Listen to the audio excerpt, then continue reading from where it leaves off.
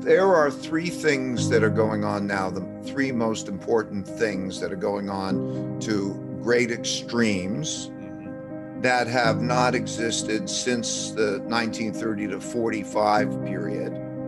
Okay. And it's important to know those three things and then to understand them well. Okay. The first is what is going on with money and credit when you get to something like a zero interest rate, and you need buying power. The government needs buying power, but they can't tax it, and they can't. So what we have is the production of a lot of debt that the central bank prints money and buys that debt to spend. And the last time that happened, in the last few years, it happened starting in 2008. Interest rates hit zero. They couldn't lower their interest rates. So they had to print a lot of debt, and the government went in and bought it. Okay. And we're coming to the end of a debt cycle. Okay. So this is a big thing, because where does the money come from? And who will get what? The government will now determine that, and then they'll print it and it'll devalue money. Okay, and how money flows, a big deal. So that's number one. The second one are wealth and political gaps that are causing great conflicts. Throughout history, there's always been, the main things that everybody's always fought over is money and power, particularly political power. So what we have is a situation when you have a large wealth gap and you have an economic downturn, particularly if you put a lot of debt having at the same time, you have a fight. I mean, that's been true through history. And it's reflected in the political gap. So the political gap is, it's classic political gap, left, right, okay, capitalist, socialist. How do you distribute it? How are you going to deal with that? That becomes the other, and how you fight. So that's the second of the two, this wealth political gap that's causing the conflict. And it's coming at a time where we don't have much money because we don't have a good financial position. We're printing and putting it out. So we're still paying off debts still, right? Yeah, but with made up money. I mean, meaning what happened, like COVID was such a good example.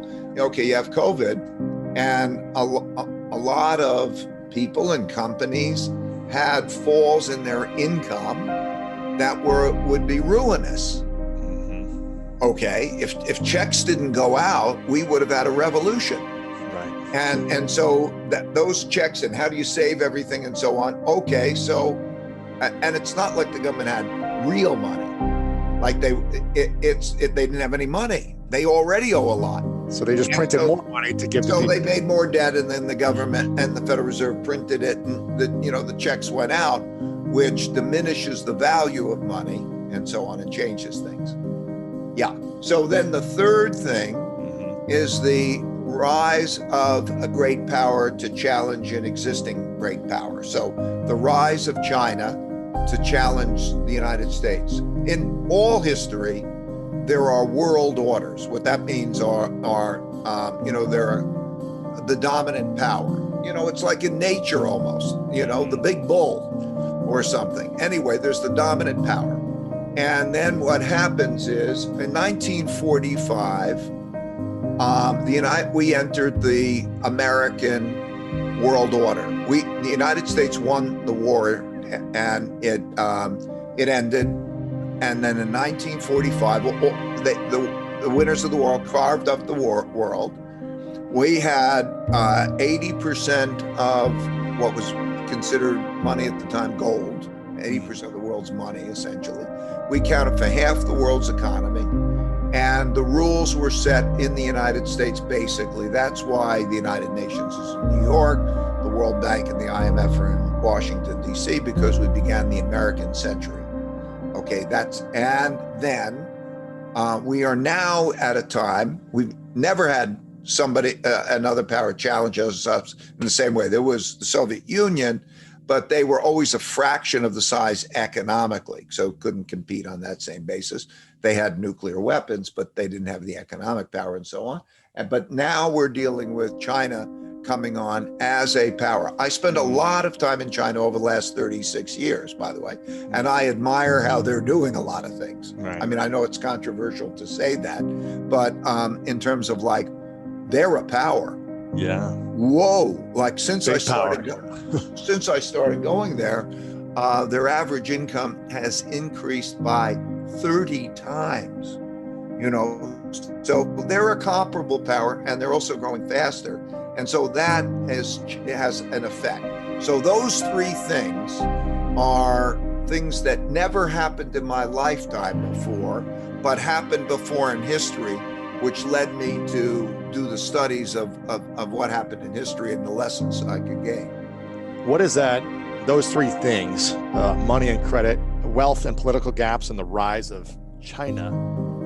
What does someone like myself or some 30, 40, 45-year-old, 20-year-old, what should they do with that information? What should they be aware of? How should they apply it? Does it apply to people in America, general America, or is it only applied to the wealthy? What should we be thinking of? No, it affects everybody. You know, it affects, like, we know. Let's start with ourselves. Most importantly, forget about the outside thing. Can we be healthy and strong? And what do we need to do? Like, to know that you have to be in it together. Like, if we can row in the same direction, okay? If we can have thoughtful disagreement and get past that, if we can be in it together, like the wealthy and the poor, and you know, and if you figure it out, and I know it sounds so difficult, but at the same time, if you read history and you see what happens when it's not, when you have a civil war, like we could be on the brink of a civil war. That sounds so crazy, but the truth is, in most countries, in almost every century, there was a civil war or a revolution, some form of civil war or revolution. So it's almost inevitable that we're going to have something. Okay, you either resolve it or you start fighting so badly that you really do terrible things to each other. Until you resolve it, yeah. Well, once you cross a certain line, there's no coming back. Okay, because you do the damage, you demonize, and that person's such an enemy, or that class of people is such an enemy that the communication's gone and the fight. Well, you see this in politics today. In other words, is there a respect for the system and a mutual respect of trying to resolve these types of things? Or will they go to any lengths to win? Because a constitution or law will only carry you to so far, okay? There has to be an element of respect for it, right? If you think about the presidential election, it's quite something that we as a country, as a people, when somebody might win the popular vote, somebody else wins the electoral vote, there's not even an argument. Like in other countries, you might say, those who had the popular vote would say, what the hell, I've won the popular vote, I think it matters, and somebody says electoral vote and so on. Okay, there's not a question about that. Okay, now when you start to say, okay, is it this vote or that vote or this thing or that, and how far are you willing to go to fight, and does the rules matter? When you start to cross that line and you do harm, you hurt, and you alienate, then you go to accelerate this process. And people should know what that looks like, how terrible it is. So maybe if they know what it looks like and how terrible it is, and they can empathize a little bit. But I see people don't see it. I'm living in Greenwich, Connecticut. Connecticut has the highest per capita income in the country, and it's got the largest wealth gap. Most of the people in Connecticut are pretty poor. Really? I mean, in some cases, very poor. Oh, I'll give you an example. This is the community my wife works to help.